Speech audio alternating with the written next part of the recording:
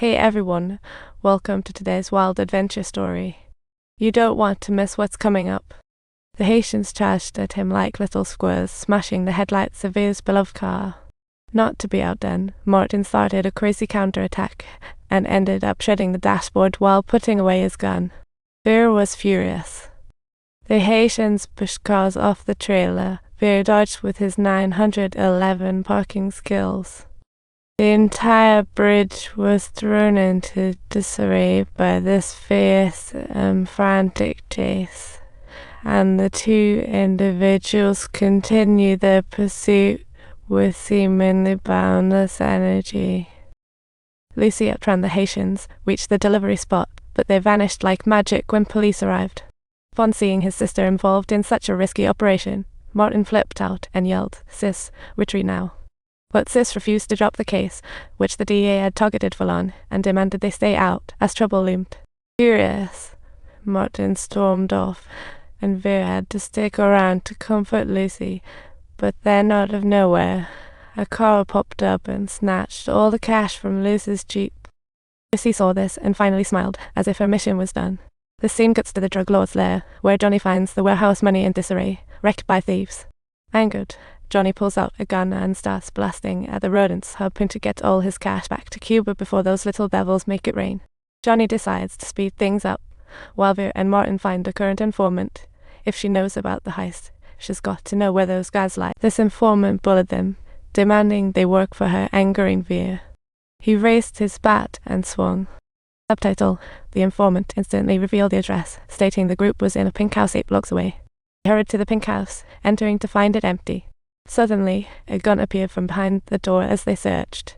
They seized the moment to counterattack, and they both opened fire in the tiny room, turning it into a battle zone, with Haitians searching the ground. But Veer and Martin were unharmed. The Haitians peeked through the damaged door as Martin ran in the bathroom, unaware Veer hid behind it. Veer tossed a bottle of pepper spray into the room, then shot it, instantly taking out one of the opponents. He then killed the last man with a glass shard, broke in, and learned from the survivor that the doctor's camera held all the info they wanted. They found a sound shop, and the owner helped play the footage, revealing a funeral home called Palm Tree, with folks raising a coffin on screen. Even crazier, those folks around the coffin were packing heat. Not to mention the disturbing content that followed. That's all. The two, disappointed, went to the lounge, saw Martin down, and Veer asked what was wrong. Martin started complaining again about how Veer shot him in the butt, totally unaware that their conversation was being recorded and broadcast right onto the screen. "Hey, when you dragged me back, I thought you sprained my glute." "Well, I was wondering if you were shooting pixelation." "What do you mean by pixelation?" "That guy spilling his guts out." "Okay, look, I admit I shot your butt, but you didn't get pixelated." At that moment, the two noticed the screen, saw themselves, blush, and bolted like rabbits. Back at the station, they examined the video and discovered the funeral home now belonged to Donna Tapia after multiple transfers.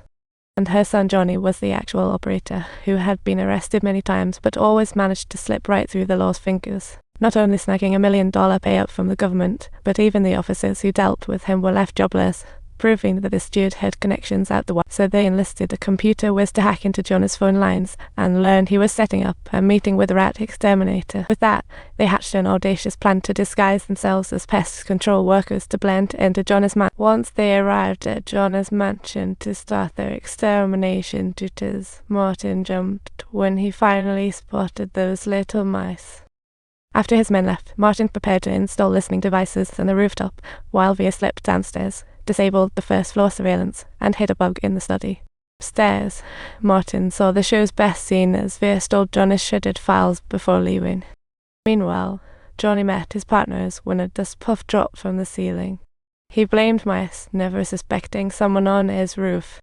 But ultimately, Veer got spotted, forcing the two into a panic escape, just narrowly dodging the hail of bullets from Johnny's thugs. The henchmen realized that these two were involved with the same crew that just robbed them. You can imagine Johnny's face upon hearing this. Once back at the station, the computer was pieced together Veer's scavenged notes and noticed the delivery tag Dixie 7. Subtitle: The registrant's name is Porter Brothers.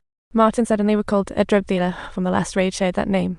He had been shot in the ear by Veer during the ambush, so they decided to pull him out of jail, promising to cut him some slack. Reedy Porter then led them down the path where Johnny transported his goods, while Vera and Lucy started chatting away. Subtitles: they'd been together for 6 months. Lucy resolved to confess to Martin, but found him still hot-tempered. When Martin learned they were together, his face said it all. Vera hurried to explain, but love clashed with duty. Martin held back his anger just in time to spot the speedboat approaching a secret dock. A coffin unloaded from the boat was shoved into a hearse. They couldn't resist getting out. They found a bicycle, stuffed Porter into the trunk, and raced after the hearse like it was the Grand Prix. However, John's subordinates recognized them and promptly informed the crew to split up and act, thereby thwarting their entire plan. The hearse floated, leaving them in the dust as corpses went flying in the back, turning chaos into absolute pandemonium. Johnny heard what was going on and promptly ordered his boys to deal with these two. They disguised themselves as police and locked down a nearby office. When the duo followed the hearse up to the station, they were welcomed by a horde of police. Oh, this wasn't going to end well. Thanks for watching. Enjoyed it? Please like and subscribe. See you next time.